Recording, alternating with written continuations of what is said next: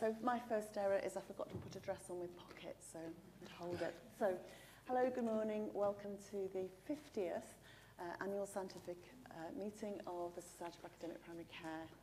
I'm Carolyn Graham. I'm a GP in Manchester, Professor of General Practice Research at Keele University, and I am until tomorrow Chair of SAPSI. This is actually my first annual scientific meeting face-to-face since I've been Chair. I took over in 2019. As you know, we then had the pandemic and lockdown, and we cancelled our 220 conference. We had a 2021 scientific meeting that was online, wonderfully organised by Richard, Neil and Suzanne Richards. So this is my first and last face-to-face ASM. It's really good to be here. It's really good to see everybody here. What do I want to say? I want to say that we've got a fantastic programme over the next 2 days. I think you've probably all looked at the programme and agree that it's really packed. I want to say thank you to Amy Russell, who delivered the Helen Lester Memorial Lecture, which I think some of you would be here to see. That was brilliant, really well selected. And I'm going to hand over to Umesh, who's actually led the conference organisation and put it all together for us at UCLan. So, Umesh. Brilliant. Thank you very much. So, yes, I am Umesh. I'm Professor of Primary Care, Mackenzie Chair at this great place that we're sitting in. It's, I have to say I'm a little bit nervous because it is, as you say, the first time we've been together as a large audience. So it's good to see the virtual realities actually in a physical presence. Some housekeeping, I suppose I should clarify. There are, clearly marked entrances should we have a breakout of any sort, like a fire or some sort of damage in terms of electricity. But we're not expecting anything, so don't be surprised. As Carolyn said, it was great to see some of you yesterday at Amy's great presentation for Helen Lester Memorial. It will be available on the website. So, if you've not been able to attend in person, it would be worth catching up on that. Just a couple of things to mention. We have got a yoga session tomorrow morning for those of you who like to wake up early at 7:30, and it'd be good to do. There's also a walk this evening, and for those of you who are able to attend the evening dinner, there is a special guest attending, and it would be good to turn up there. Now, it's quite a small place. We are based in 2 buildings, so if you do get lost, there are some very helpful people dressed in SAPC gear. Oh, just want to make sure that I've got my...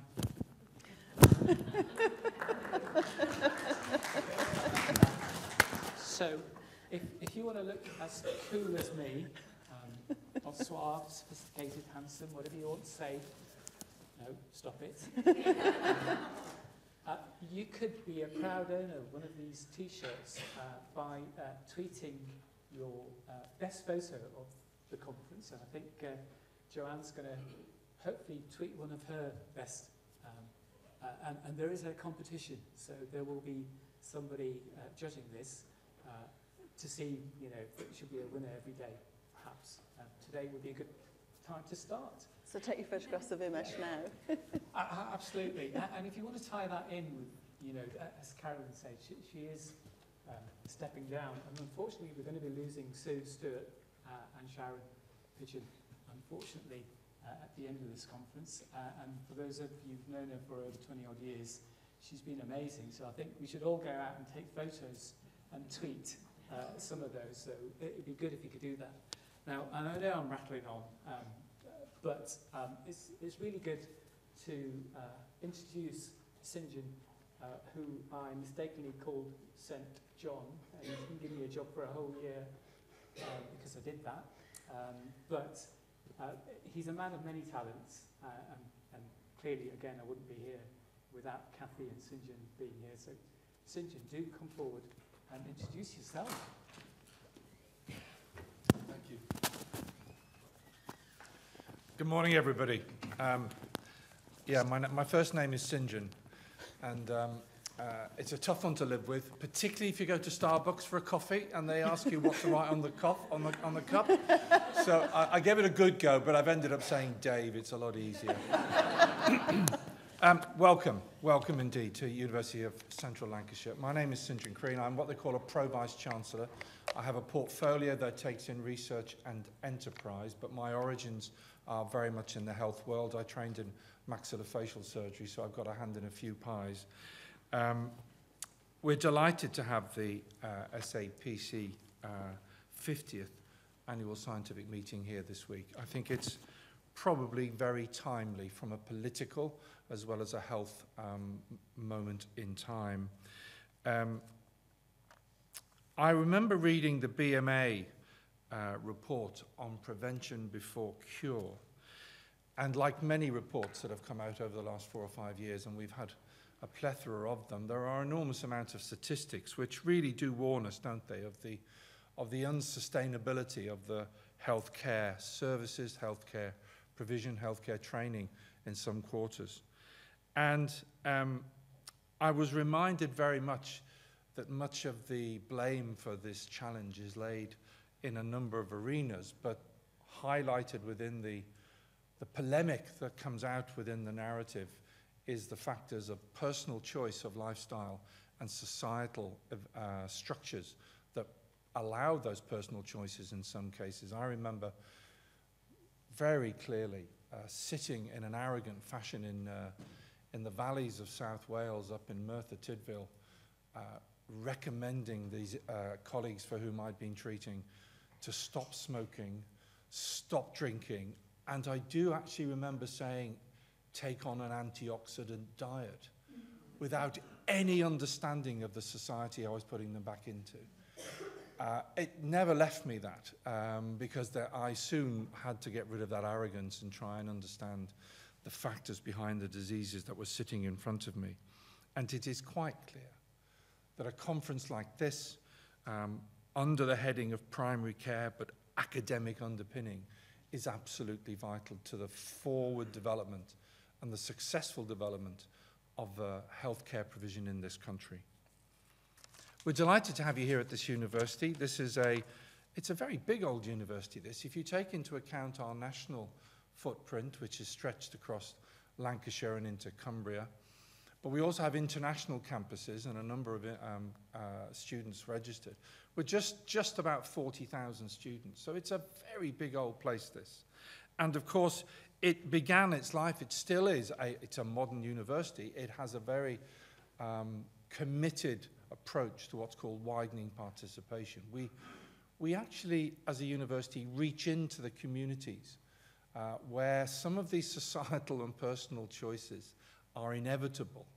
And we reach into those communities to try and bring the best out of individuals, not necessarily from a piece of paper they're going to get on August the 13th, telling them whether their life is now finished or just starting, but from the human beings that they are and the potential they have within them. And our executive dean of the faculty, ex-dean of our medical school, Kathy Jackson, who's here, has a knack of going into those communities and picking out people who've got the ability, never had the chance to develop it, and have the ability to engage in those communities going forward. We pride ourselves in that approach here. We, of course, also pride ourselves in being what is called an anchor institution. Civic as well, but primarily anchor. There is no doubt that the Northwest has its deprived areas. Preston is on the brink. It can't make its mind up whether it's deprived or otherwise. But there's no doubt if we as a university weren't here, a lot of Preston would blow away in the wind. We very much provide an anchor provision. And having this conference here, I believe, is a significant indicator of how important the healthcare provision is taken and lands in this Lancashire environment. We train the whole plethora of healthcare professionals, except radiographers and podiatrists. They're the only two we don't train. We can't afford the radiography at the moment, and podiatrists, seems to be a difficult choice from a career perspective as to whether there is any enthusiasm. But everything else we take on board: nursing, allied health sciences, midwifery, physiotherapy, medicine, dentistry, pharmacy and optometry. And of course, some of you know that we're opening a veterinary school, and perhaps that One Health message might finally land in this neck of the woods. But what is key is that we are committed not to preparing them simply to treat. No longer are we going to get that medical student who prides themselves, as I did, on remembering the most obscure syndromes. Marcia-Farvey-Bignami syndrome, I announced with great satisfaction in one tutorial, and then that afternoon I didn't know how to take a patient to go to the toilet. It was a hell of a contrast at this elite university I was supposed to be studying at. I've never forgotten those lessons. We are not just treating people to treat, we are very much engaged in that prevention story, that prevention and innovation. And the theme of your conference being recovery and innovation obviously takes into account the times that we live in or have lived through recently. We believe in innovation. When the COVID events struck in the region, we thought long and hard about how we could support the response in our region. As you know, the Northwest managed to make the headlines for the numbers that it was developing and the number of cases that were ending up in care. And so we contributed to what was called a LAMP laboratory. Relatively could be viewed as a controversial technology, but this was a saliva test, a sort of adjunctive PCR, very fast test. You can get your results back in an hour. And we provided that service. But what we found was the NHS could provide the technology, the machines, but what they didn't have was the workforce. And so we thought long and hard about how to manage this, and of course very quickly transferred our senior students, whether they were medical, nursing, biomedical, pharmacy students, into that LAMP laboratory.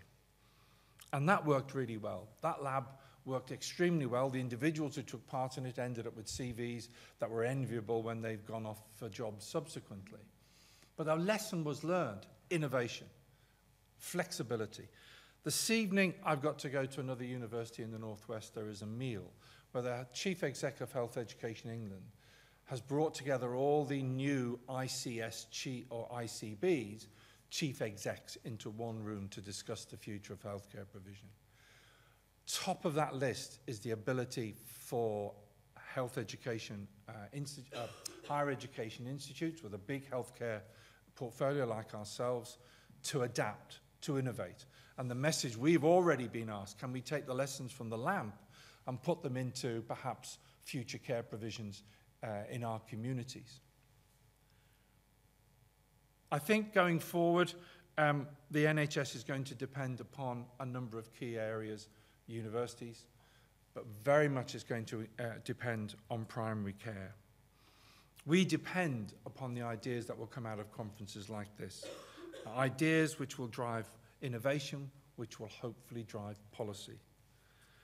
I just want to welcome you to the university. I welcome you to the beginning of your conference. You are taking on a big task, I realize, at an incredibly important time for this country and its health provision.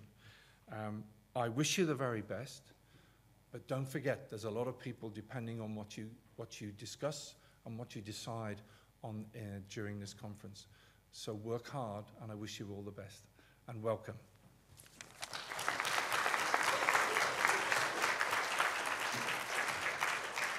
Thank you so much. That was excellent. Really good introduction. Okay, so one thing I wanted to mention was that the reason we're a Monday to Wednesday conference was that the RCGP Wonka nabbed last week, and ASME have nabbed the end of this week, and so we've squeezed our conference in. We're lucky that we've got a joint session with ASME on Wednesday, so I hope you can join us there. But perhaps because RCGP recognise that we've been flexible, we've managed to get Claire Gerarda, who's President of the Royal College of General Practitioners, and Martin Marshall, who's Chair of the Royal College of General Practitioners, to say a few words. We should have some videos of the technologies there, so... Yeah.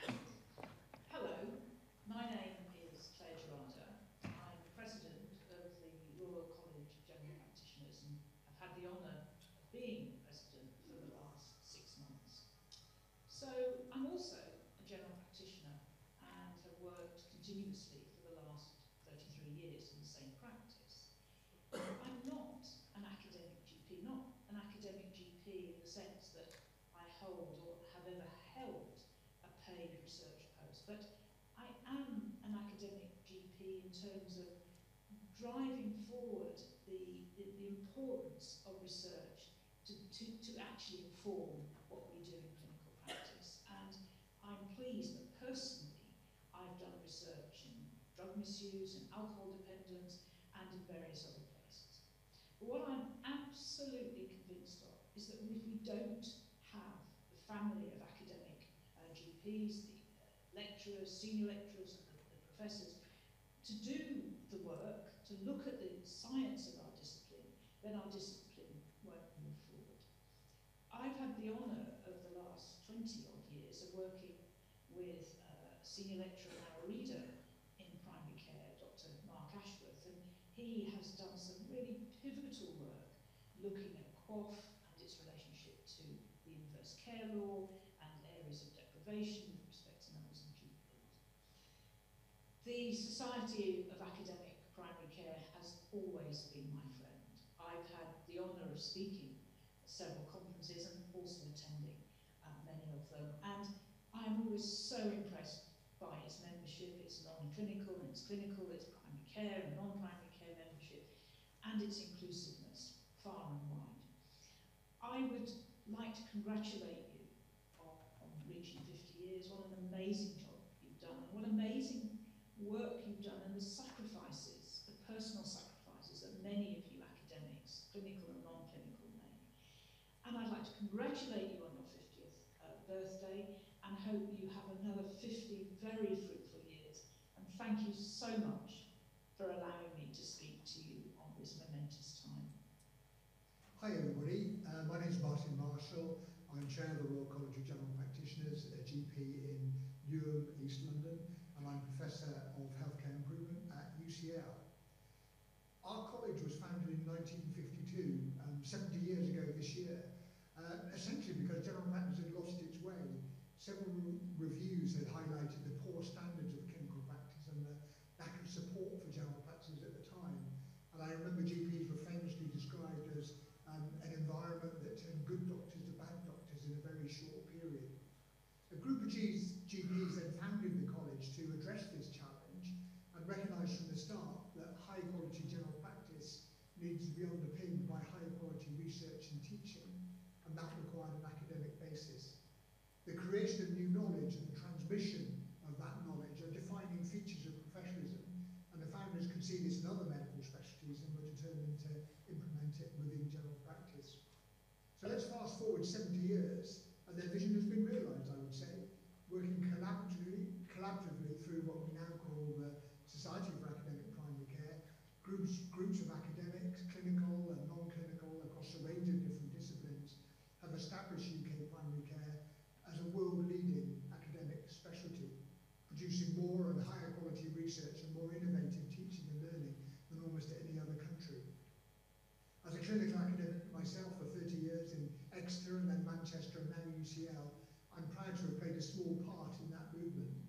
The SAPC and its predecessor have played a key role in the development of my career. It's been a home for me in many ways, a place where I've met and worked with some of the most interesting people, driven by a spirit of inquiry and an absolute commitment to excellence. There's still much to do, of course. Primary care research is markedly underfunded in comparison with hospital research, and we need to work hard to continue to attract the best minds into our academic specialty. But I think we've got every reason to celebrate our success. So, massive congratulations to academic primary care. So, a very happy 50th birthday to everybody at the Society of Academic Primary Care, and I hope that all of you enjoy your conference enormously.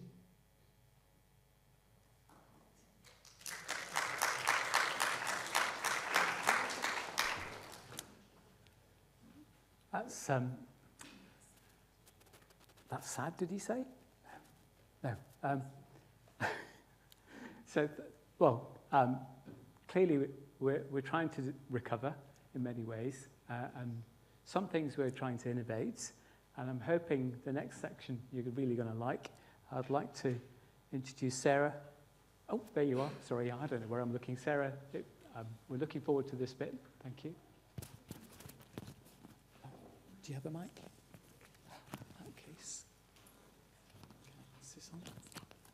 Hang on a minute. Here, have this as well.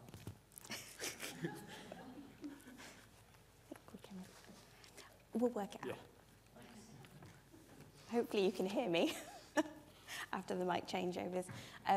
Hi, I'm Dr. Sarah McKelvey. I'm a GP and a clinical lecturer at the University of Southampton, and I'm very lucky to be asked to talk a little bit about a couple of poems, which I think is just taking an opportunity at the beginning of the conference just to reflect on some themes around resilience and recovery. So this first poem, I want you to just have a think and consider, well, is resilience an individual or a system quality? And hopefully you'll have some interesting provocative thoughts after that. So this first one's called Resilience/Burnout. I have resilience, even though the server's crashed again. I have resilience, even though someone's gone and nicked my pen. I have resilience, even though trolleys crowd the corridor. I have resilience, even though my page has bleeped some more. I have resilience, even though the system's breaking down. I have resilience, even though there are no beds around. I have resilience, even though I haven't peed. I have resilience. I hope I have no other need. I have resilience, even though my divorce is going through. I have resilience, even though my son is nearly 2. I have resilience, even though my house is for sale too. I have resilience, even though my period's overdue. I have resilience, even though I just can't care. I have resilience, even though it's all too much to bear. So I think that just takes you through some of the thoughts around whether resilience is an individual or a system quality. So a slightly cheerier one to move on from that, more in keeping with the themes of the conference around recovery. And I think the creative arts are a really helpful tool to be able to sort of support our recovery and are the things that restore us. So this one's called Recovery Renewal. Knit one, purl one, slip one, turn one. Follow the pattern's instructions. Sew up the selvages, darn in the ends. Repeat and start again. Knit one, purl one, slip one, turn one. A dropped stitch seen in the design. Unpick the coloured threads, unravel the yarn. Repeat and start again. Knit one, purl one, slip one, turn one. Mistakes can be easily made, but pick up the stitches, salvage and save. Repeat and start again. So, thanks very much.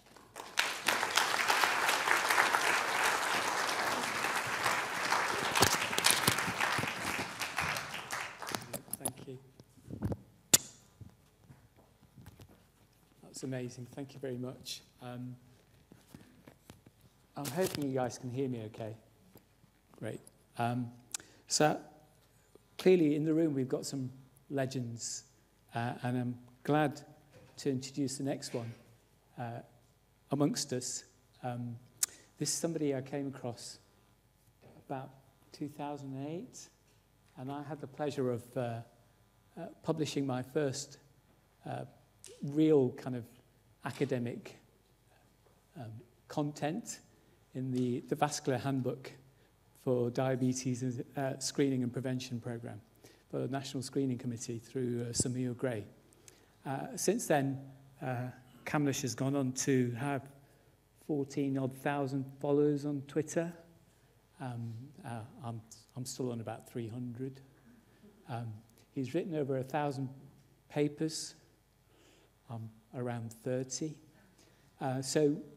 You know, there's a long way to go, and clearly neither of us are getting to an age where I'm going to catch up anytime soon. It's with real pleasure I'd like to introduce Kamlesh as our next speaker. Thank you.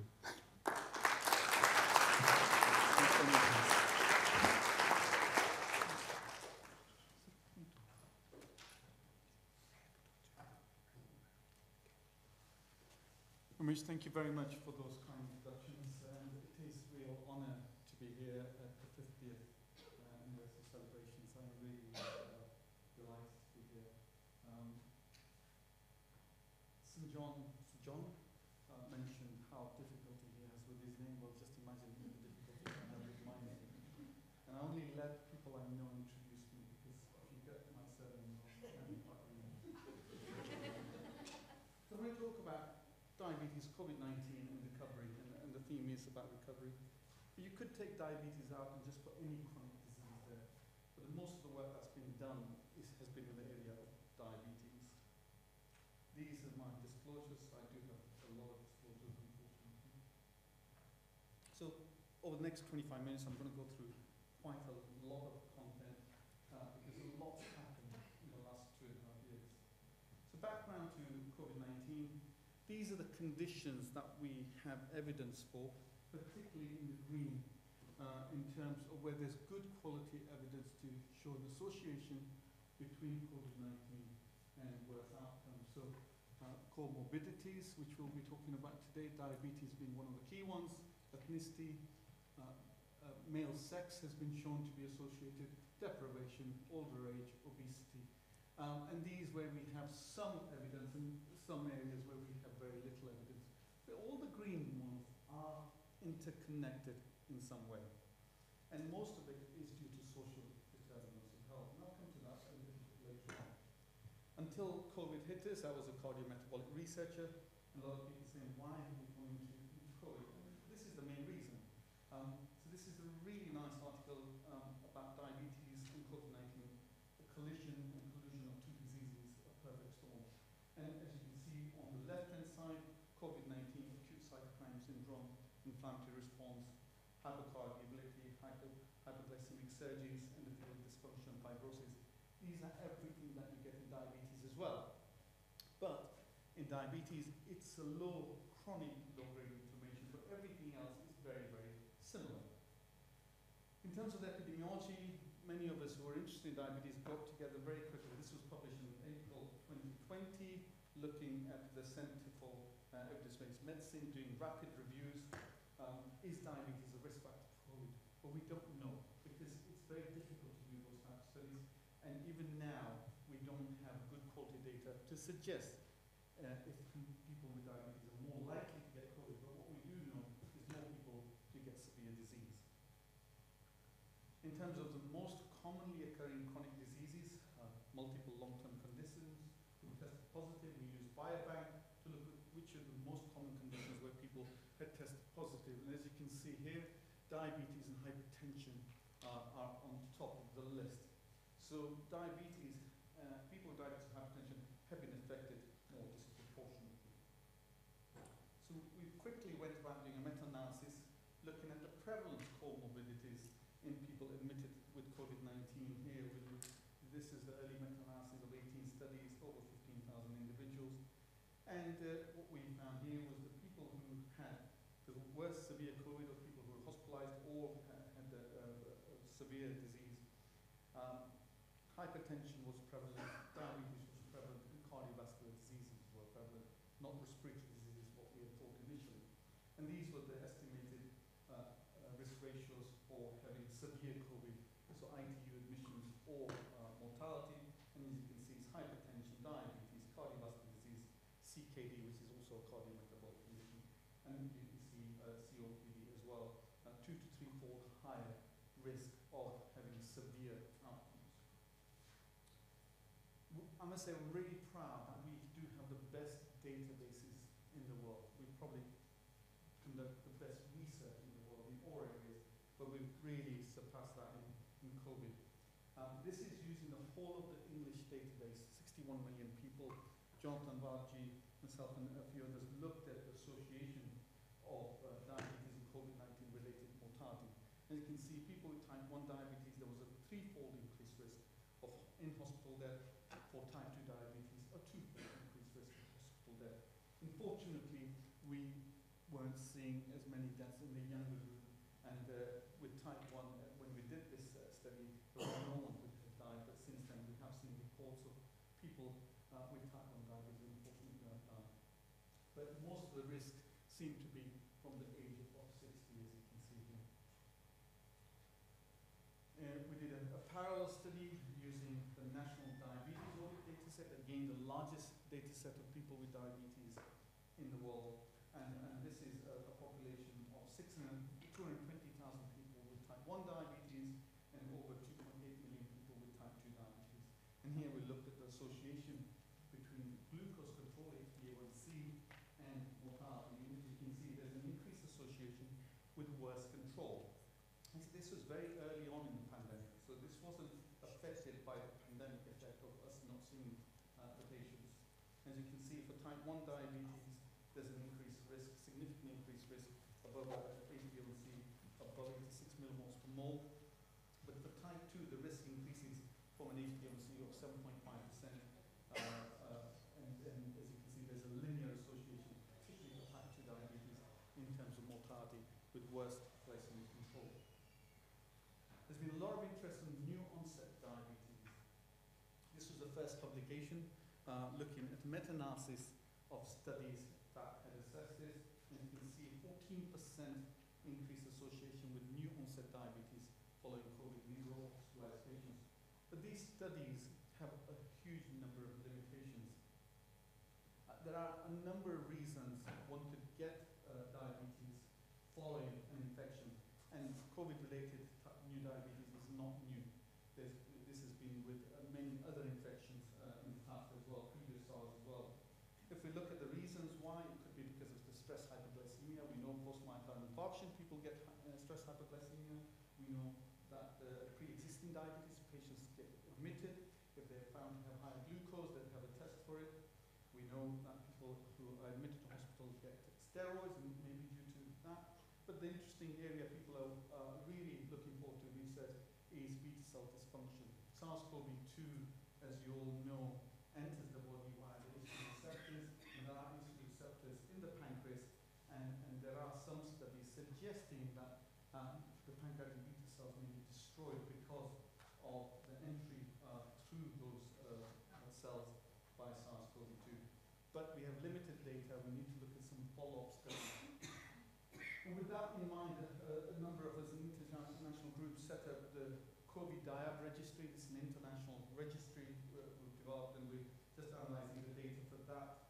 We have about 600 people who have contributed to this globally, and we should be able to report very soon on that. I have an interest in ethnic minority populations, and as you all know, ethnic minority populations have been disproportionately affected. And they may be a number of reasons. So there's interconnected reasons about diabetes and COVID-19 and ethnic minority groups. We know people from ethnic minority groups, particularly Black and Asian groups, get diabetes about 10 to 12 years earlier, and they do have worse outcomes as well.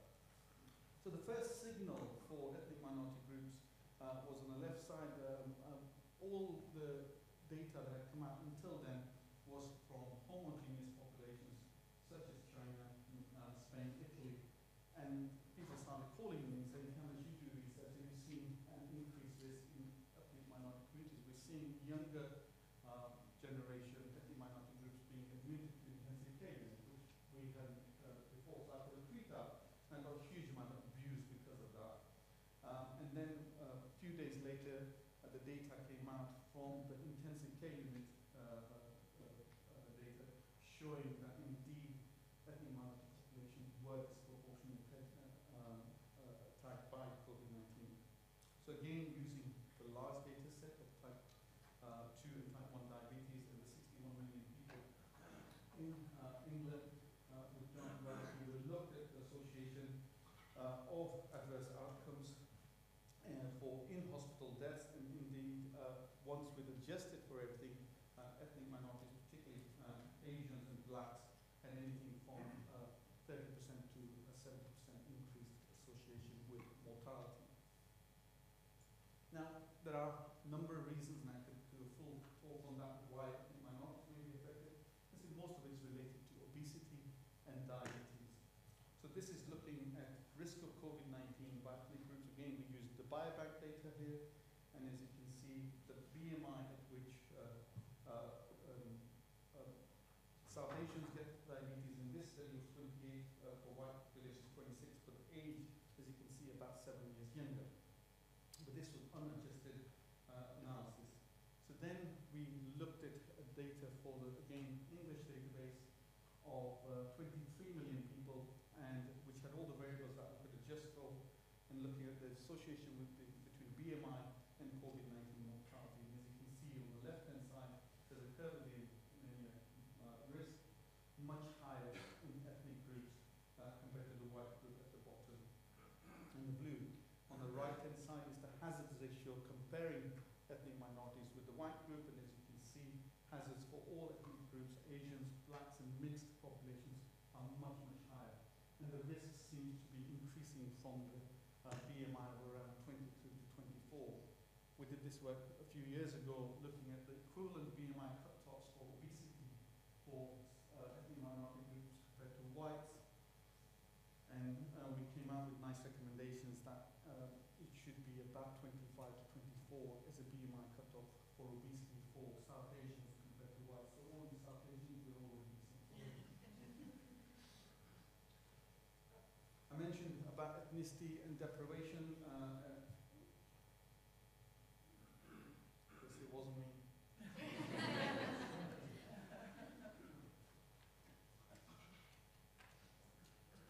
Umesh, would you like to dance? I learned how to dance. It's also coming to have me kind of Thank you. Thanks very much. Your microphone might not be on. We can't hear you very well at the back. Uh, You're interrupted anyway. Can anyone? Is it on? Yeah, it's not.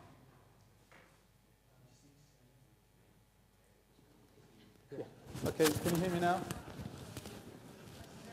I won't start again. You get the gist of it. There's a lot of it about.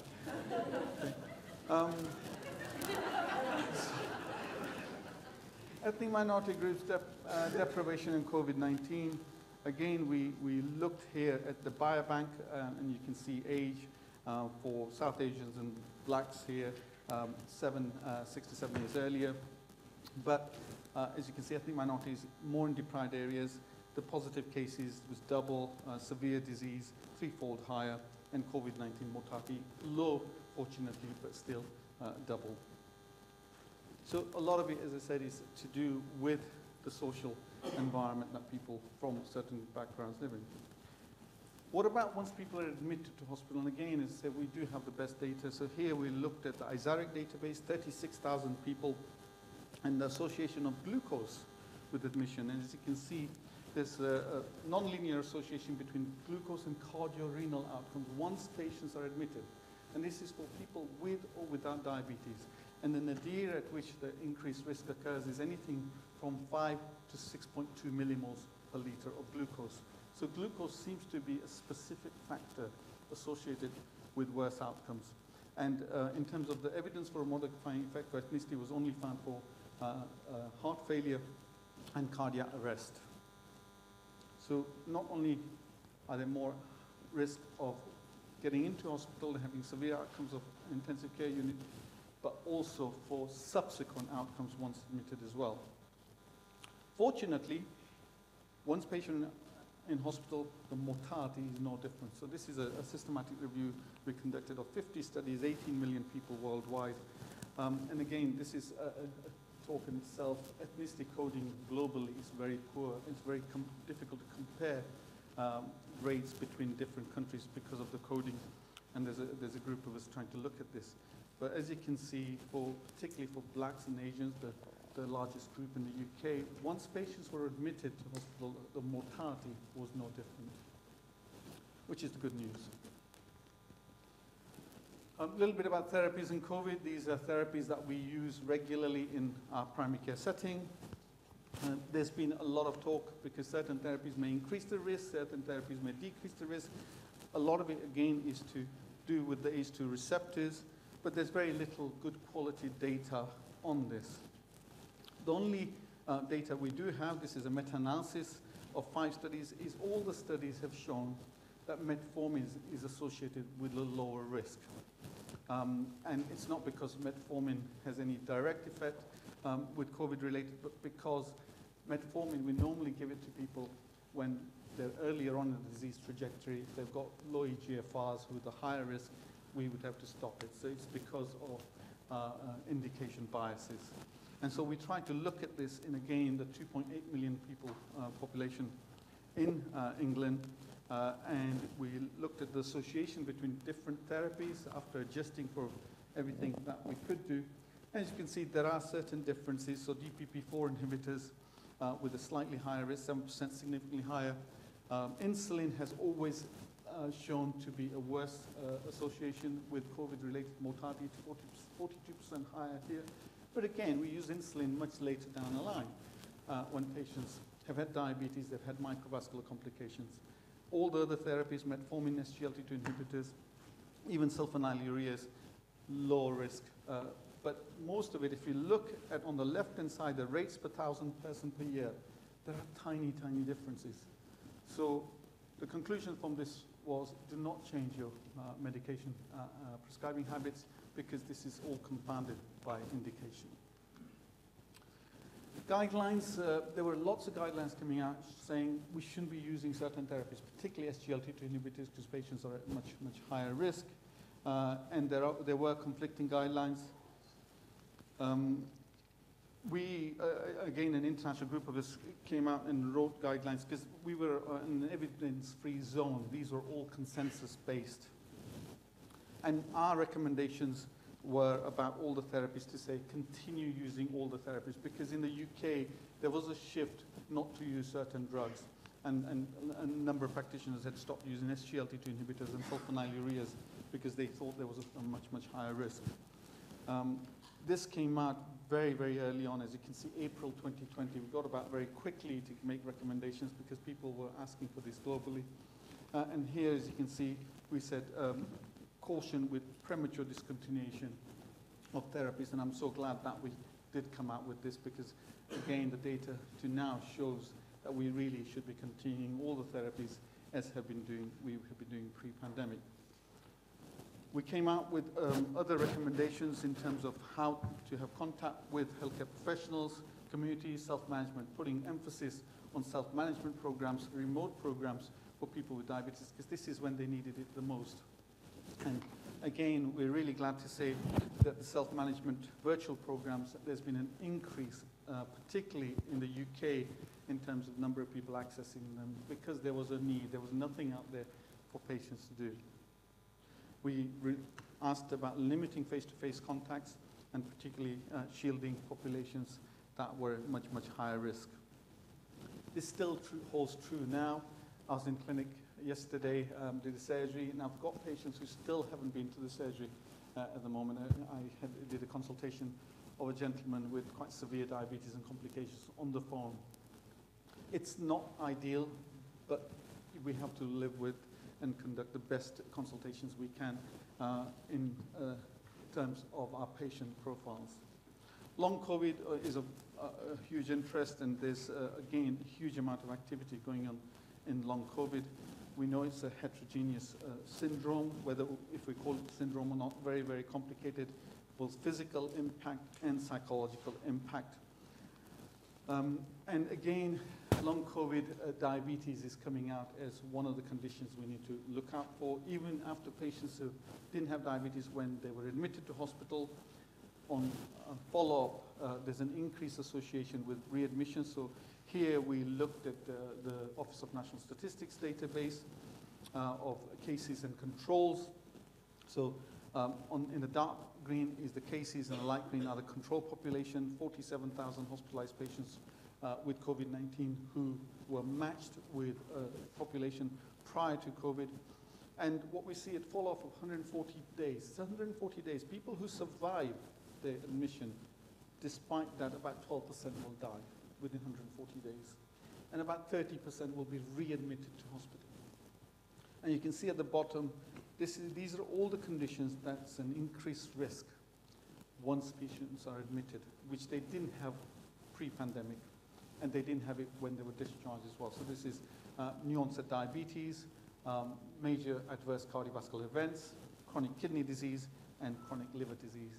So even when patients are out, it's our role in primary care to continue seeing these patients, following them up, and monitoring them clearly. So now, recovery, future management of people with diabetes. Yogini, who's a research fellow, she did a global survey of which chronic conditions have been impacted the most. This is a global survey of healthcare professionals. And you can see on the left-hand side, diabetes is the one that healthcare professionals globally mentioned as the condition that's been impacted the most. On the right-hand side, which two conditions? It's diabetes and hypertension. The two conditions I mentioned earlier on that people have been most affected with. What we've had during COVID is the direct effects of COVID-19, which I've mentioned to you, but also the indirect effects of not seeing these patients during the pandemic. Organizational disruptions and disruptions to the individuals. And both of these have led to worse risk factor control. And this is going to lead to worse complications and increased mortality. We haven't got these data yet, but if you look at the data from previous natural disasters, such as the Orlando disaster in terms of tsunamis, earthquakes, etc., we see that within a year or two, there's worse outcomes for people with chronic conditions, including diabetes. There has been some data that's been published in terms of the impact of COVID-19 on diabetes care. A cohort study of 13 million showed that diagnosis for type 2 diabetes was down by about 70%. During the first national knockdown, HbA1c testing was down by about 70 to 80%. And number of people receiving all 8 core care processes, this is eye check, deep check, etc., was again down by about 30%, from 60% to around 20%. And on the right-hand side, you think about the challenges. This is a very conservative estimate of about 6 to 12 months. And that's if we go out full on to see these patients once we opened up, and we know that's not happening as yet. So we've just looked at the impact, indirect impact of COVID-19, again using the English national database of 2.8 million people. So we compared people during the 2021 and compared them to people who had all 8 care processes compared to those who didn't. And if they didn't have the care processes in the first year of the pandemic and the second year of the pandemic, there was a 2.67 odds ratio for mortality. If they received it in the first year but not second, there's an increased association of 66%. If they received the contact in the second year but not the first year, then there's a 27% increase. So it's already showing that the pandemic is having massive indirect effects. These are pre-COVID data. On the left-hand side, it's a study using UK databases that if we don't lower HbA1c below 7% from the first year of diagnosis, just 1 year delay in lowering HbA1c, there's a significant increase of 67% for myocardial infarction, 64% heart failure, 51% stroke, and 62% composite cardiovascular event. On the right-hand side, another study of increased risk of microvascular events. We've had 2 years of not doing much for these populations. So over the next few years, we're going to see a lot more events in these populations.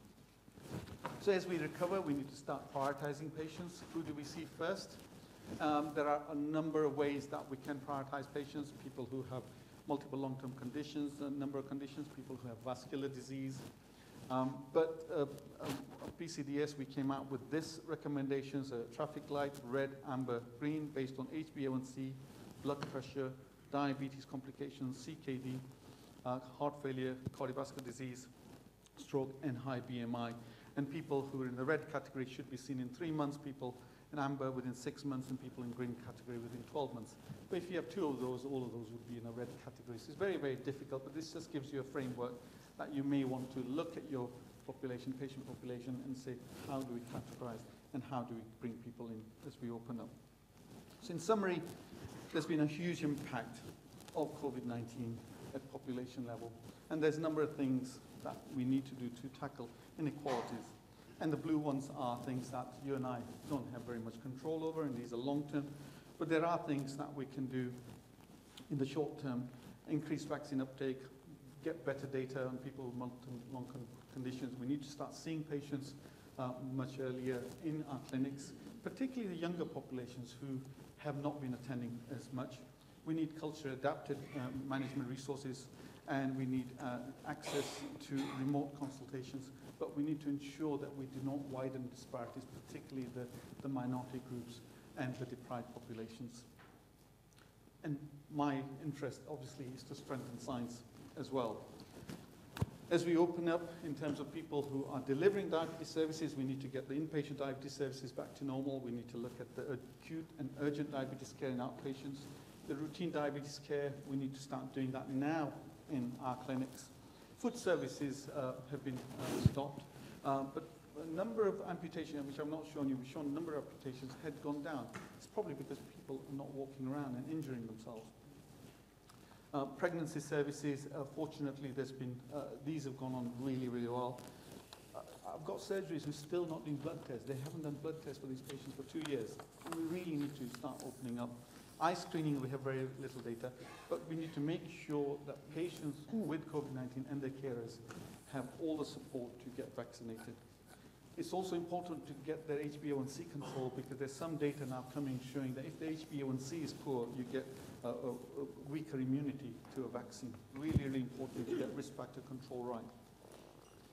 So we're not sure if people with type 2 diabetes or type 1 diabetes are more likely to get COVID. That data is not available, but we know that diabetes is associated with worse outcomes.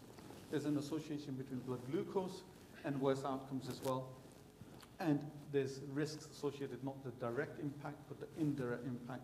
And we need to now really open up and start seeing these patients and managing their risk factor control. I mentioned about the wider determinants, linking all of these, and this is a mediation analysis we did using Biobank of the excess risk of COVID-19. And it comes with health warning, it is mediation. So on the left-hand side, looking at COVID positivity, in the middle, severe disease, and on the right side, mortality. If we move 25% of the most deprived populations out of poverty, we would reduce the risk of positive COVID, severe disease, and mortality by about 50%. If we move 50% of the most deprived population from poverty, we will eliminate this. And Michael Malm has been talking about this for many, many years, and it's nice to see this in data as well. Thank you very much for listening. Sorry.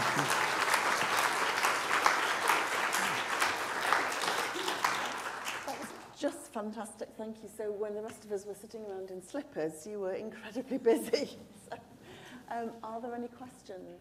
We've got some roving mics. We did have some roving mics.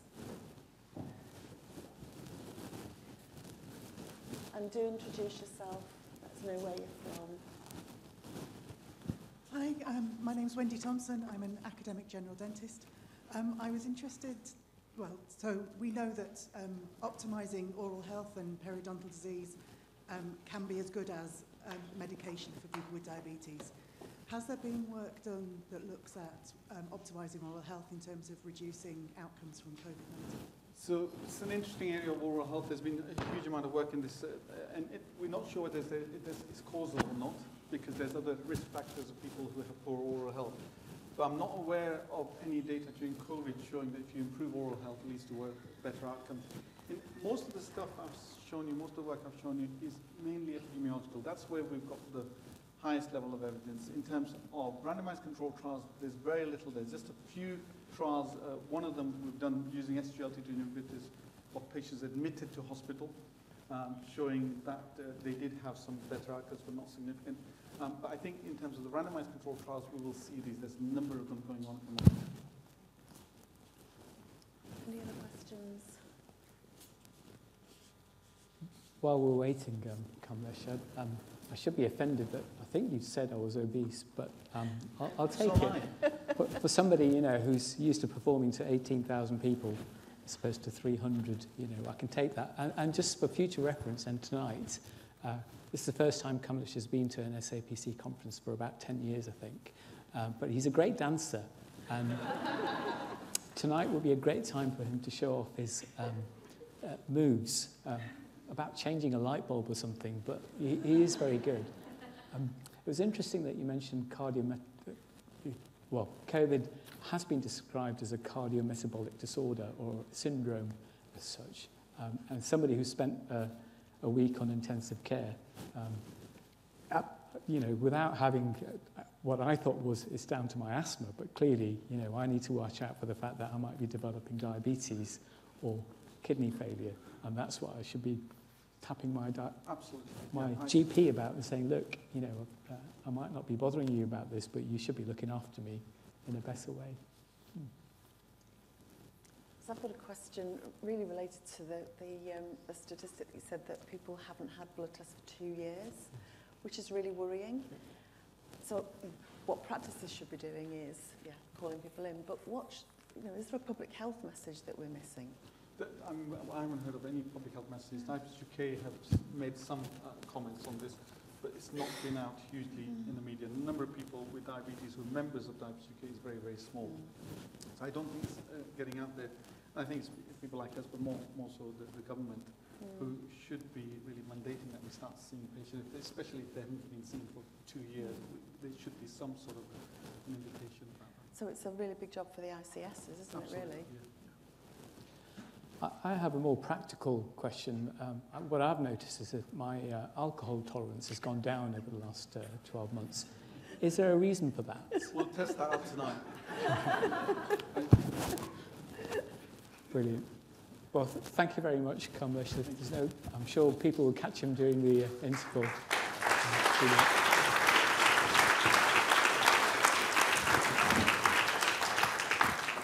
Okay, so you may be aware of the work that we do as SAPSI with AAAPC and also with NAPCRAG. And we have joint and reciprocal prizes. So a couple of people from this year's SAPSI will be going to either North America or to Australia to present. Here at SAPSI ASM, we have the distinguished papers from AAAPC and from NAPCRAG. So can I first of all welcome Dr. Ruby Bazin from University of Melbourne, who's going to present the first distinguished paper. Have you got a microphone? I think I'm loud enough. Do you want to borrow my microphone? Can I have that title if you want? Yeah. Can I? It's just here. Oh, okay, great. Look, thank you very much for this wonderful, warm introduction, and it's a real privilege to be here. My first SEPSI conference was actually in 2016 when I was still a little junior PhD student. So I'm really privileged to be here to present some of this work on behalf of my team. I'd like to present shared decision support for patients and antimicrobial stewardship strategy to promote appropriate antibiotic use in primary care. So antibiotic resistance is a threat to global health.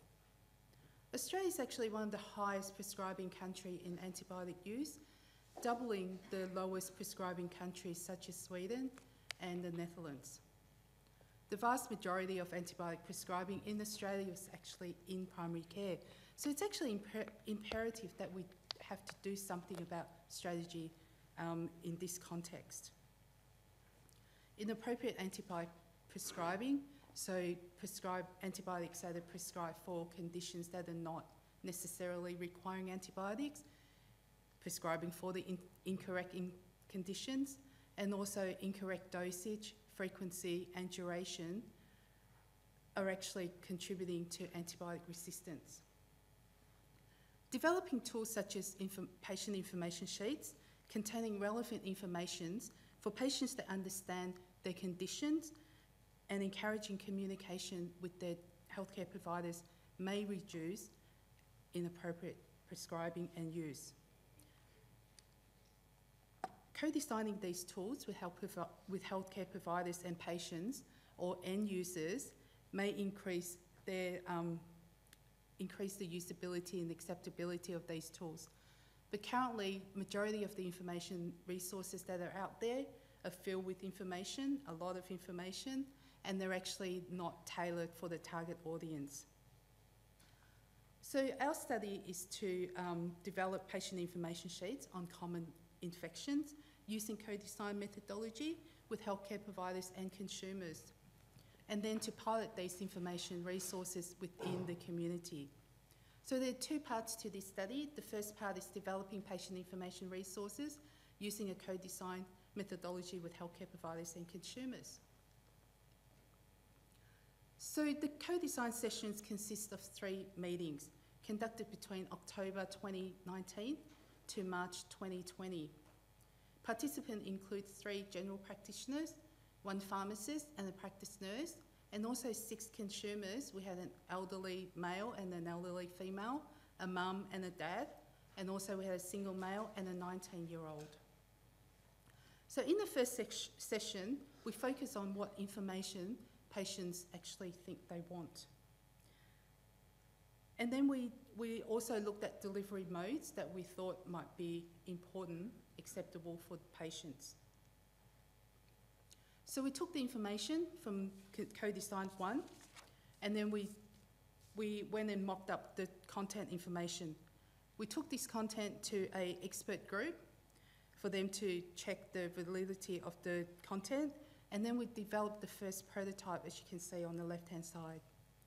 We did that with our graphic designer, and co-design session was actually to discuss the layout, the format of the information sheet, as well as the content information of some common infections. Co-design session 3 was scheduled in mid-March 2020, but we all know COVID hit, so no more face-to-face meetings that we could do. But then we converted the session to sending the information sheets in coloured copied and also black and white copies to our participants for them to critique them and marked up. As you can see, the little scribbles on the sheet. We also conducted interviews with these participants over phone or over Zoom to discuss the format, the layout of these information sheets, but we also talked about how we can deliver or what's the best mode of delivery for these sheets. So I just want to go through quickly with some of the co-design session 1 results. So in the first co-design session, we took out topics or areas that are commonly found in these patient information sheets. And then we discussed with our participants and we talked about what are the definitions, the cause of different diseases, some of the common symptoms, management options, natural history, risks of antibiotics and the benefits of antibiotics, some of the danger signs and complications, and when to see the GP.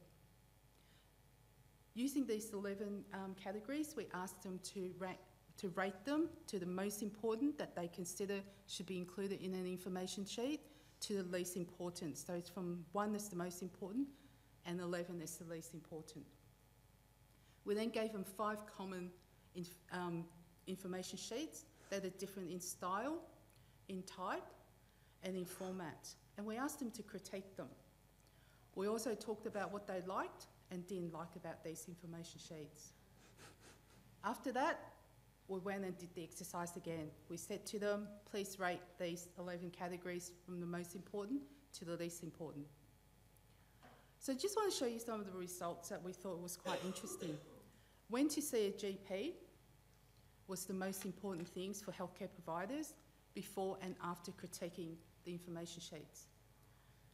Risk of antibiotics and the benefits of antibiotics was considered as the lowest importance in any information sheet. For consumers, definition, management options were the most important before. However, after critiquing the information sheets, common symptoms, natural history were ranked as more important. So what I wanted to show is comparing the healthcare providers and consumers. We know that when to see the GPs, the healthcare providers thought that was the most important thing. However, in the consumers, they thought, not really, so it's halfway down. In actual fact, after taking the information sheet, it actually was pretty not important to them. What I actually thought was interesting, as from a researcher's point of view, we always thought that risk and benefit of antibiotics should be included in all patient information sheets. However, as you can see, healthcare providers didn't think it was that important. In fact, wasn't that much better with the consumers. Oops. So what I really want to highlight in this brief exercise is that healthcare providers and patients have different priorities. So we really have to understand what their priorities are. And more importantly, as researchers, we think what we think was correct, in actual fact, is actually not what they want. So it really highlights and demonstrates the importance of co-designing with your end users, in this case, your healthcare providers and consumers, in any tool development. So what are some of the overarching themes that we're looking at? So participant says, let's keep it simple and keep it relevant. They also want to have balancing between words and pictures and adapt to the correct setting. It should be communicated in a plain, concise and logical manner, using inclusive and simple language that is developed to a grade 5 reading level. Also, there should be words that doesn't really confuse your audience. And also, it should be important to have the right balance in your format and layout. And it shouldn't have information, it should have information, sorry, that can be single page, so one page, A4 size, bold heading with short descriptions, and appropriate for using before, during, and after consultation. So from these co-design sessions, we developed 7 patient information sheets for common infections. So acute bronchitis, acute tonsillitis, acute otitis media, acute rhinosinusitis, acute cystitis, cellulitis, and leg ulcers. So you can see they're very simple, consistent across 7 patient information sheets. They're tailored for the layperson and language consistent to level 5 reading level. They have bold headings and a balance of illustration and words. But what is really important for us as researchers is that we were able to put in all of the 11 categories in these patient information sheets. In addition, we cross-checked it with our national endorsed guideline, therapeutic guidelines for accuracy, making this evidence-based. So in the study, using a co-design methodology, we're able to provide a collaborative forum with a diverse group of participants to systematically design and develop a product that is acceptable and meet the needs of both clinicians and consumers. Even though there were initial dissonance between the healthcare providers and consumers about what they want, but in the session over a course of time, they were able to come together and develop something that is visually appealing and also have the consistent in style, formatting and messaging that is appropriate for the information sheets for the conditions. So the next part was to pilot these patient information resources into general practice to assess the user acceptance and workflow. So general practices in Australia, in Victoria, Australia, were recruited through our department's primary health practice-based research network. So during the study between 3rd of August to the 30th of November in 2020, we asked participating GPs to use these information sheets as much as possible when patients come in for these conditions. We also invited these participating GPs to an interview towards the end of the intervention period. At the same time, we also invited patients who came in to the practice, to these participating practice, who have actually used who came in for these common infections and used the information sheets. So 8 practices, general practices, were recruited into the study. We had 4 metropolitan practices and 4 regional practices. We had 14 GPs and 1 practice nurse participating in the interview. 2/3 of them were in the age group of 31 to 50, with an average of 15.75 years of experience in the GP group. We had 13 patients participating in the interviews. While majority of them were actually in the older age range group, but we're able to have a representation in the whole age range. 6 of those patients have undergraduate and postgraduate degrees, 4 had trade certificates, and 3 were high school level. So these are the themes that came out of the 28 interviews. So driver for use of information sheets, some of the content, communication and design, delivery and access, usability, engagement, cultural diversity, and barriers to using these information sheets. For the purpose of this presentation, I will just go through the 5 themes that are shown here. So in terms of drivers for the use of information sheets, GPs actually thought that the information sheet would be useful for patients to understand about their conditions and also showing them that they may not need antibiotics. For patients' point of view, they commented that the information sheet were important for them to provide education around diagnosis and how to self-manage their condition. Apparently we did really well with the design. So they really liked the colour, they thought it was well written, and we had beautiful pictures. And also the most important thing from our point of view was that there was no overly complicated sentence structures, because if you're going to design something they're not going to use because they can't understand, then there's no point having them. In terms of delivery and access, participants were divided to whether the information sheet should be online or printed out as hard copies.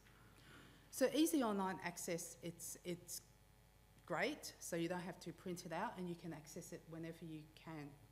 However, it's actually difficult for the older population group who do not have internet access or available internet access to access them.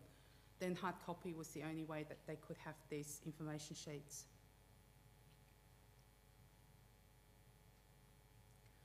During the pandemic, patients with respiratory symptoms were sent to respiratory clinics rather than being sent to general practices. So that posed a bit of a barrier for engagement for GPs to come in and talk to the patients about this. So there weren't as many opportunities for GPs and patients to engage in the information sheet as much as we want to.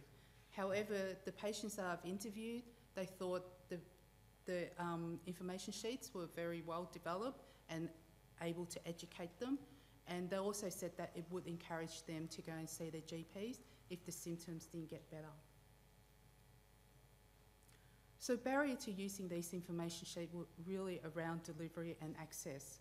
So internet, I've already mentioned, it's an issue because GPs can't always email them to the patients if patients don't have internet access, and also they can't search it for it online. So hard copy remained the only way that they could access these. In terms of COVID, which we didn't foresee when we started this study in 2019, we had to adapt to the way that we could do it as quickly as we can. One of the biggest barriers is not being able to have these information on hand because GPs are already too busy being in full PPEs and trying to get all the equipment out to see the patient, and instead of getting information sheet out to them as well. So I just want to quickly talk about some quantitative data, and this is, I have to say, hot off the press. So what we wanted to look at were how many prescriptions were prescribed during the intervention period, but we also want to compare what happened beforehand. So during the intervention period of the 4 months in 2020, we extracted data from those 8 practices, but we did the same thing from the previous year in the same period. So number of consultation in the pre-study period, so that's in the 4 months in 2019, with just over 80,000. But what was really surprising was that in the intervention period, there wasn't a lot of difference of consultation. But what is really interesting is the number of antibiotic prescription. So it actually dropped dramatically. So if we have a look a bit closer to the 5 common conditions, You can see here that acute cystitis and cellulitis, the numbers remain pretty much the same for antibiotic prescriptions in those 8 practices. However, the respiratory infections, it dropped dramatically. So what I would really like to say while I'm standing here in front of all of you is that it is all due to our intervention of these information sheets. However, I can't say that because I know that COVID played a big part in 2020. But, you know, hey, I can still say it. So our study demonstrated a robust co-design process, allowing patients from different backgrounds and professions to come together to understand key priority areas and the need to work together to develop a product that meets the need of the end users. We had very minor changes in wording and no format changes in the final product. Participants want information that are informative, with information that have disease symptoms, signs to look out for, prevention, management and treatment strategies, and when to see a GP. So they completely changed the tune after seeing the information sheet. They also need to be simple, clear, with balance between words and pictures, and relevant to the patient's condition. So COVID-19 pandemic really disrupted the project, but restricted the use of these information sheets. However, when we interviewed the participants, they all thought they were very useful and they will continue to use them after the intervention period. And as far as I know, they have been. So finally, there is a place for patient information sheets to assist patients to understand their health needs. So some of the next steps that we're thinking of doing is to promote these patient information sheets across the Australian community, which we've already started doing through the Australian Government Department of Health. We also want to increase the awareness of these resources, and that's through advertising and doing posters in patient waiting room and also in pharmacies. We should optimise these tools to facilitate access for both healthcare providers and patients. And Australia is actually a very multicultural society, so we need to translate these patient information sheets into different languages to facilitate the use in the cultural and linguistic diverse patients. I just want to thank my team and the participants in the study, and also acknowledge the funder that supported our study. Thank you.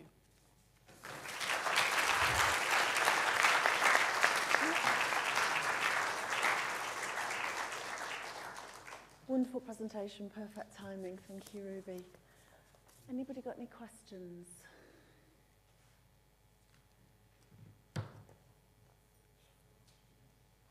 I'll kick off then. So in my practice during COVID, we noticed an increase in antibiotic prescribing because a lot of the acute stuff was done over the phone with our advanced nurse practitioners, giving out amoxicillin just to be on the safe side. And I wonder what we should have done differently, learning from your study. Yeah, I think it also depends on the context and the health services. So I know the UK and Europe is quite, well, it's not that different, but it is different to our health services. And also in Melbourne, it was called the most lockdown city in the world. So I think that actually, you know, even though the consultation didn't change, but a lot of them were telehealth consultations. So when it's a telehealth consultation, then GPs are more, well, it's probably more easy for them to say, I don't need to prescribe your antibiotics. Let's have another chat in the next, you know, in the next few days if your symptoms didn't get better. So we suspect that may have helped a little bit in the drop. But however, I do want to say that this is only a very small data set. So it'll be really good to get a 5-year data set to see what's happening, you know, during the COVID time as compared to maybe 2-3 years before COVID, to actually get the true numbers. Thank you. Any other questions? Yes, question here.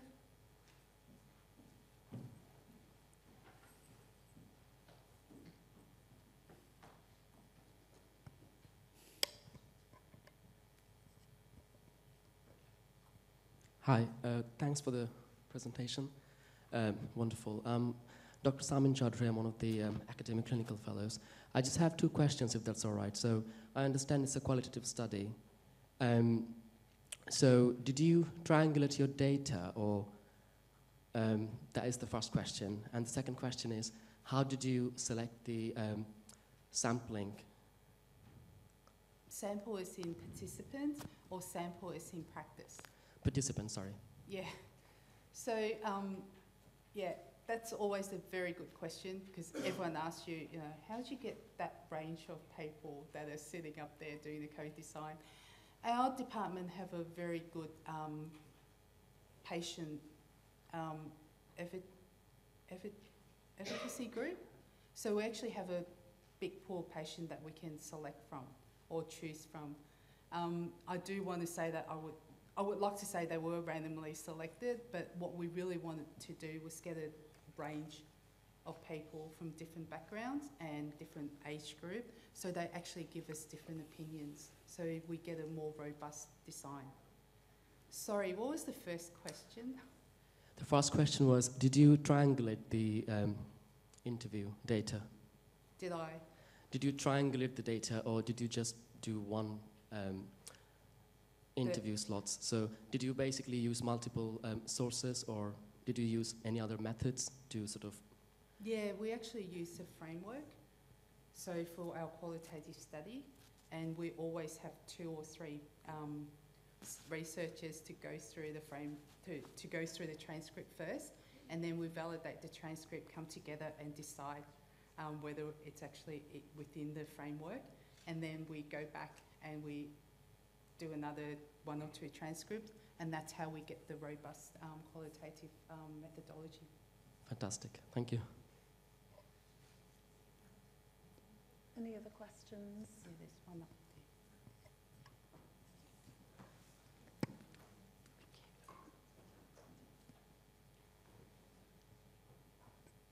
there. A really quick one, Ruby, thanks so much. Katie Nagel from University of Sheffield.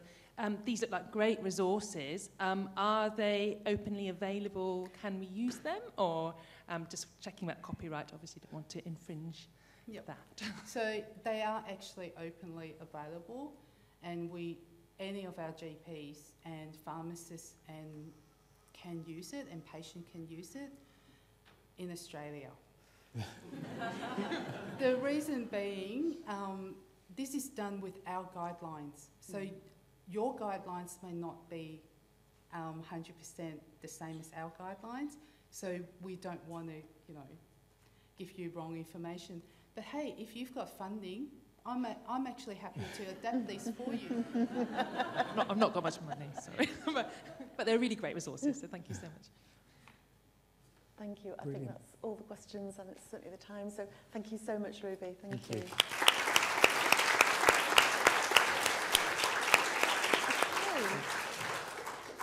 Okay. And finally, in this session, I'm going to introduce the winner of the North American Primary Care Research Group winning presentation for the annual meeting last November. And this is our very own Jessica Watson, who's just miking up.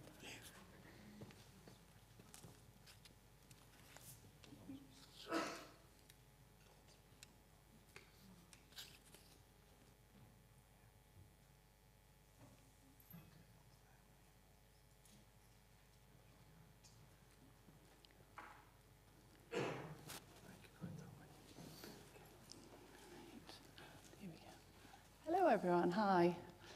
My name's Jess Watson. I've travelled all the way from Bristol to talk to you today about some qualitative research I've done as part of my PhD, which I finished last year.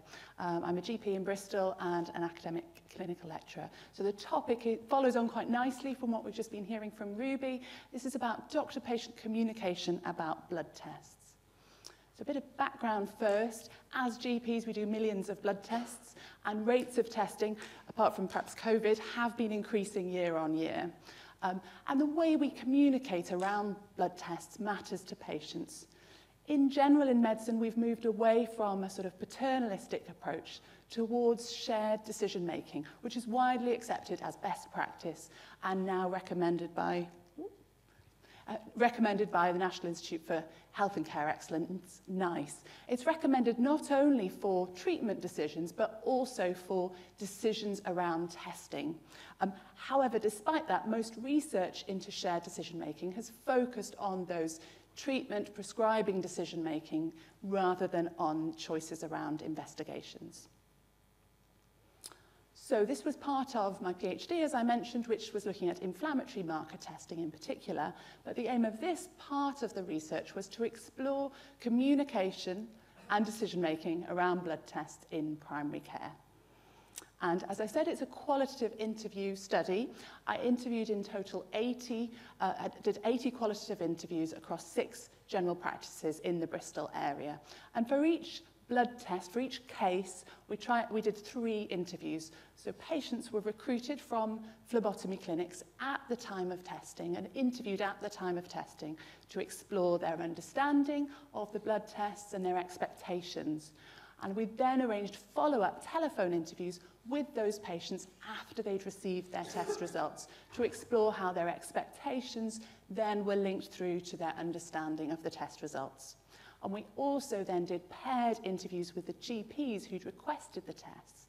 So this gave us really interesting data to be able to compare within a single healthcare encounter doctor and patient's perspectives and understandings. Sorry, my slides seem to be rushing me along here. So in total, 28 patients were interviewed, and most of those were interviewed twice, as I said, and 19 GPs, some of whom were interviewed about 2 different patients. Interviews were transcribed verbatim and analysed using a thematic approach, and I'll talk you through the themes arising from the data. So, and within each theme, what I've tried to do is present paired quotes from those same doctor-patient interactions to allow you to see the contrast and sometimes mismatches between doctors and patients. So the first theme was around the expectations of testing. And although very few patients actually requested tests, most saw them as a good thing. They felt that it was a way of validating their symptoms, showing the doctor was taking them seriously, and they had an expectation that the tests would lead to answers and solutions for their problems. So the quote here from a patient was very typical, you know, something's being looked at, I think, and you're going to get some answers. By contrast, doctors' expectations were more limited. So here's a quote from the paired quote from the doctor here saying, to be honest, I think I was probably expecting them to come back normal. It was just an added tool to reassure the patient. So often doctors were expecting that those tests would rule out rather than giving clear-cut answers for the symptoms. The next theme was around decision-making, and overall, this was doctor-led. And in fact, in the interviews, we didn't find any examples where doctors had involved patients in a shared decision about testing. So this patient said, Dr. S and Dr. M, they said I should have a blood test, and I go by them. They're the professionals, so I don't really query it. Which is, of course, you know, quite understandable, really. And from a patient perception, blood tests weren't something that they saw that an options or choices were available to them because they didn't have any information about alternatives to testing or limitations to tests. So they were very much guided by the doctors there in terms of the decision-making.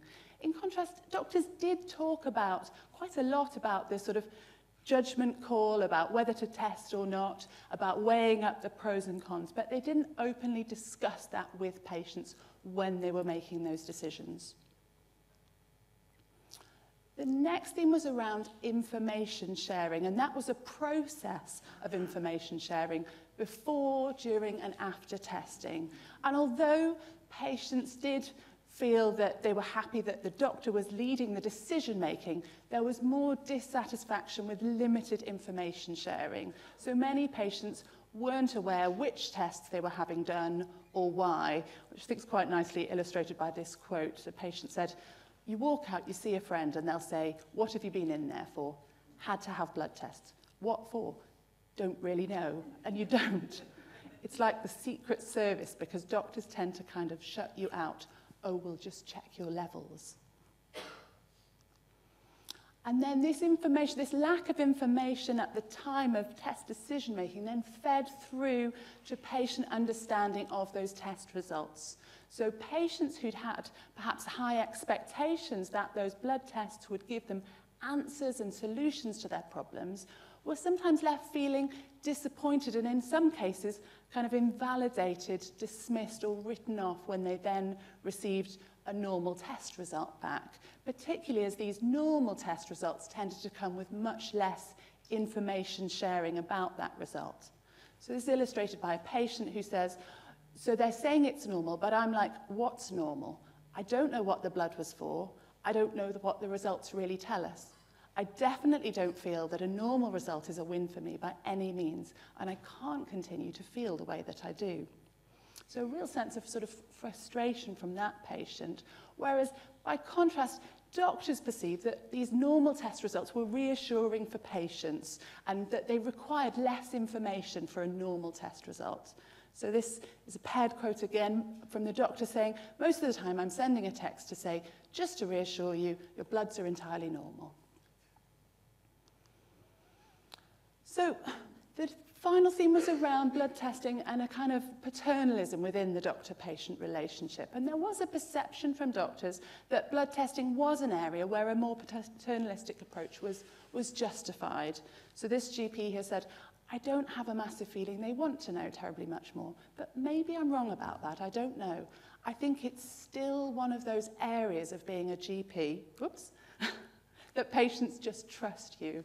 And I think this idea that it's still one of those areas reflects the fact that GPs are aware of that shift away from paternalism towards shared decision-making, but perhaps don't have the framework or the tools to enable them to do that. And many of the GPs I spoke to reflected during those interviews about how they were trying to change their practice, but there were many, many barriers and challenges, not least the challenges of the 10-minute consultation, of course, and limited time for sharing information, but also a perception that they were trying to sort of protect patients from anxiety, perhaps.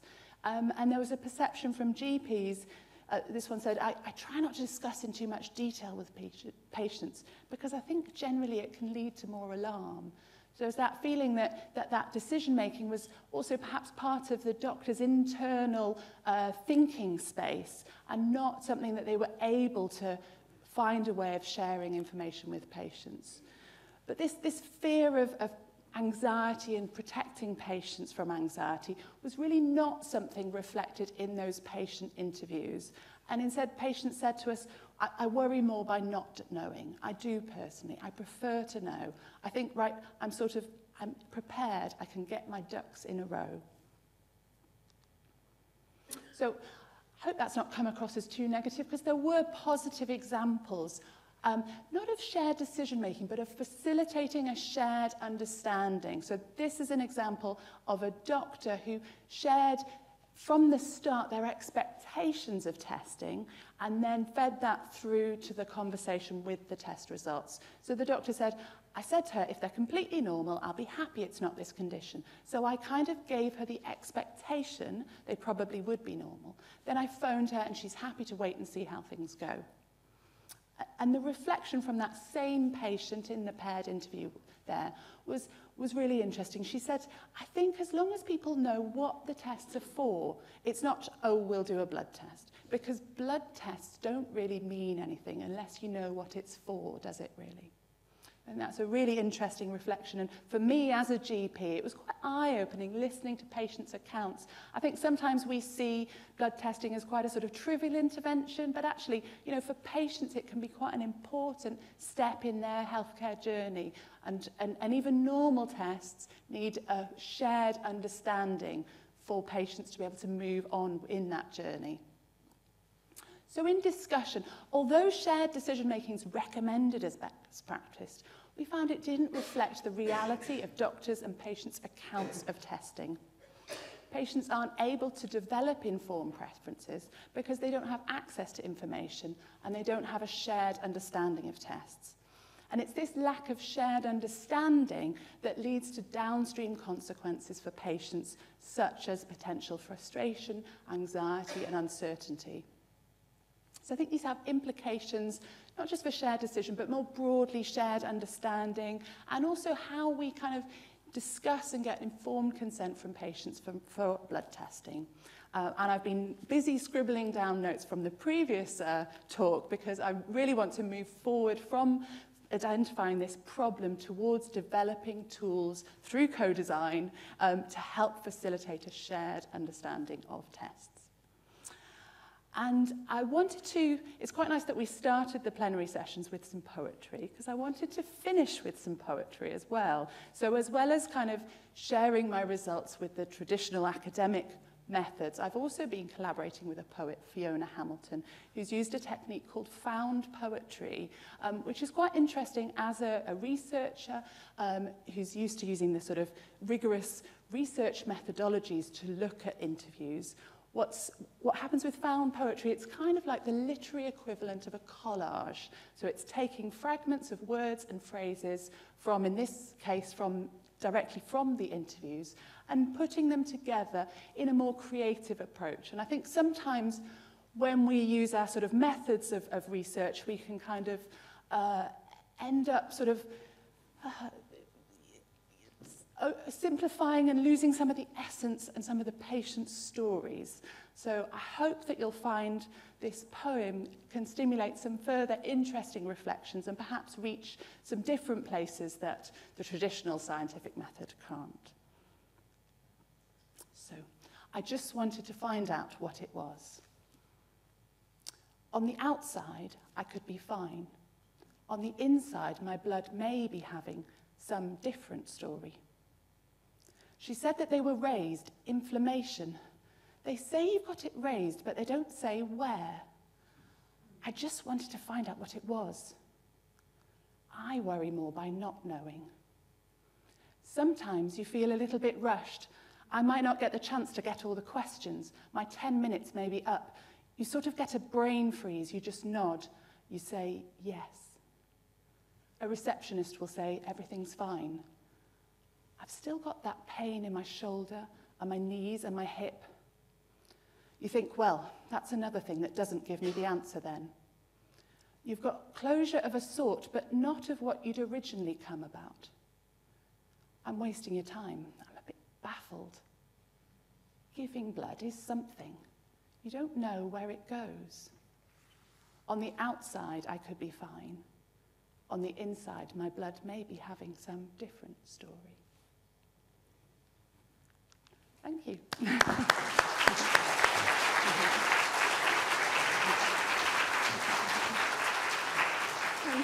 Great. Really great presentation, well timed. Wonderful to finish with poetry. Thank you. So perhaps over the break we can reflect on that. Any questions for Jess? Question at the back?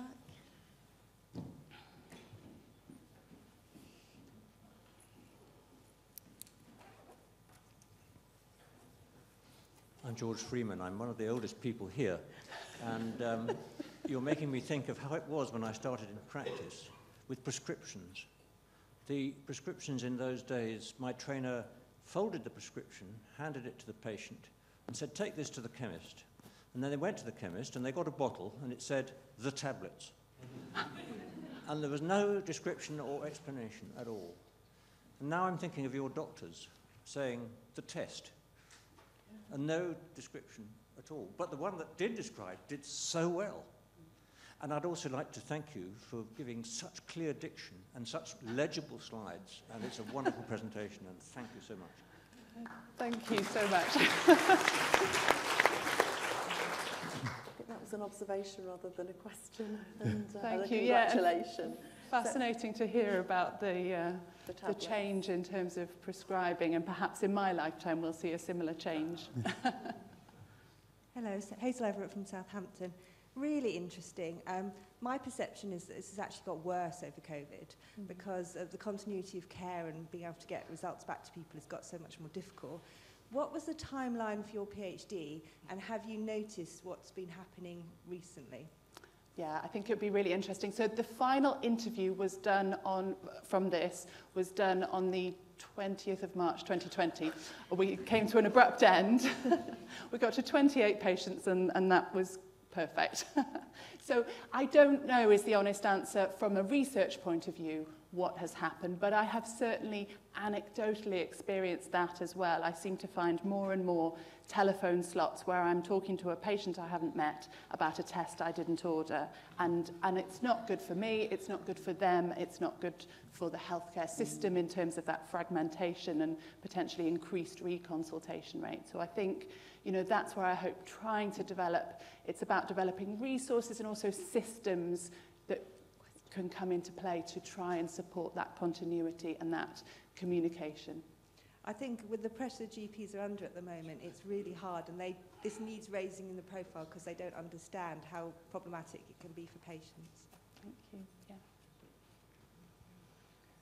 There's a question was up there first of all, and then we've got two questions here, Mark. Thank you so much. Beth Pine, ACF from Bristol. I love hearing the stories. It gives so much of a richer picture than just the numbers. In terms of possible solutions, I think about, in my system, there's an automatic thing that just says, your results are normal, no further action, or something really unhelpful like that, and I always remove that and I put something more useful in. Is there an opportunity for almost, not a technical solution, but using the tech that we have? You talk about COVID, and I find I use texts a lot to, first of all, summarise the consultation back to the patient, this is what we talked about today, and this is what we're doing, but then also, these results are reassuring and normal, as we discussed in the consultation. Please read the book if you want to talk more if you're still experiencing symptoms. Is there an opportunity to automate some of that, allow GPs to use these templates a little bit more?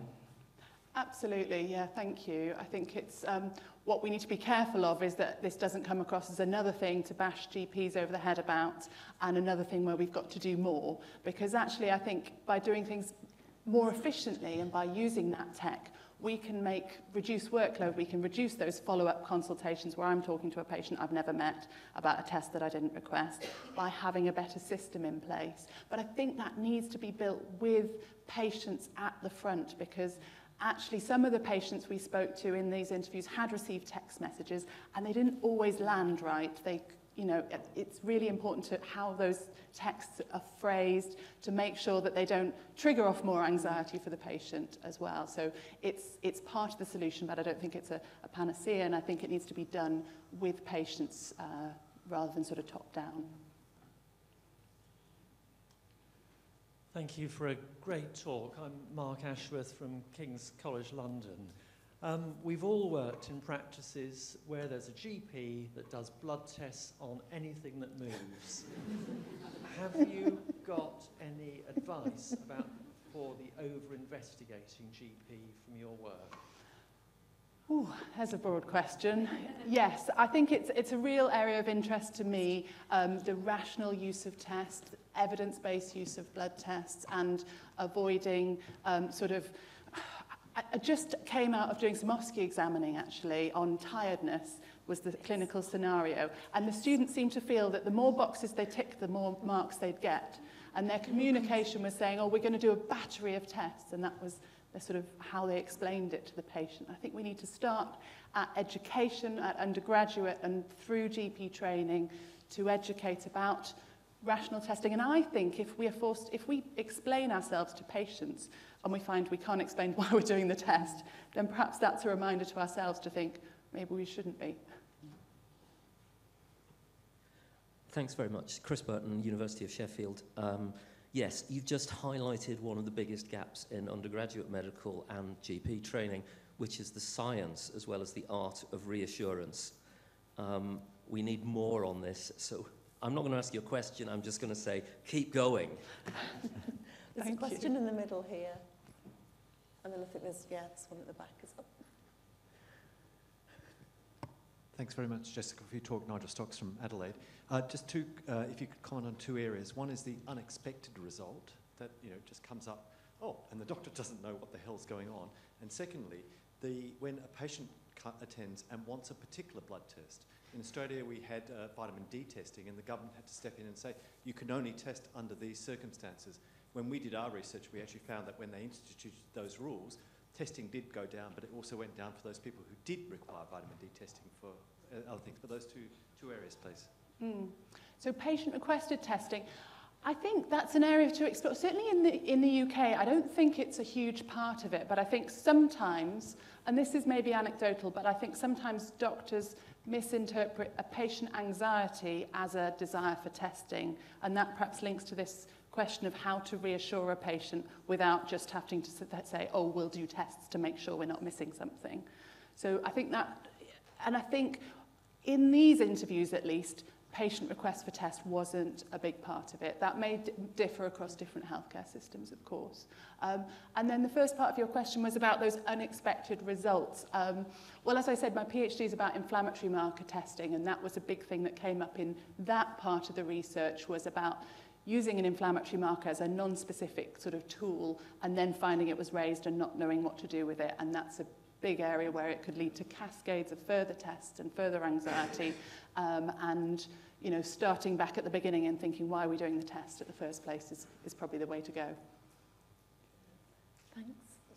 Hi there, my name's Jenny Lang. I'm a GP registrar in Sheffield, and this links to a couple of comments that have just been made actually, but just thinking about whether there are any particular trends to do with certain types of testing. So I guess I'm thinking about my education, so I've just done my exams, and there are particular scenarios that we practice a lot in simulation, so counselling for PSA testing, we really do that lots and lots, but then we don't talk about maybe more general testing. So were there trends, and do you think we need to think differently about what Chris has said about education of GPs around this?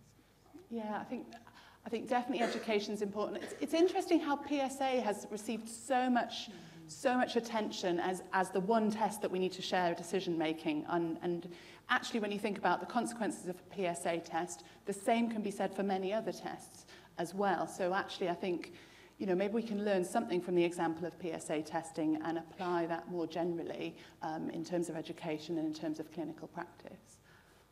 We've got one last question up there, I think. Yeah, two concepts really I was thinking about. One in terms of, a number of people talked about medical education, and when I interviewed GPs, they talked about a concept of unlearning. So for example, when I was an A&E foundation doctor, the bloods would be done before I actually saw that patient, before I had any interaction. I would check the blood tests, check the triage notes, and then see them. And I think being in the community is really, really different to that. So I think one thing is how can we make a generation of GPs that have got a real understanding of why we do tests and talking to patients about them. And I feel that there almost needs to be a paradigm shift, and having this kind of discussion with patients about specific blood tests and moving forwards. So I'd just be interested to hear about your implications on kind of primary care versus other aspects and a paradigm shift and implications for education as well. Thank you. Thank you. Yeah, I think I'd agree with everything you say there about the fact that our trainees rotate through hospital specialties where they perhaps have a different approach to testing and then have to, and I think that's where, we always have been strong in GP education with the sort of, with the approach of teaching through an apprenticeship type model, but I think it's something that needs to go to the top as well, to the curriculum and all the way through GP education, and also potentially to hospitals too. I don't know if they could learn some lessons as well.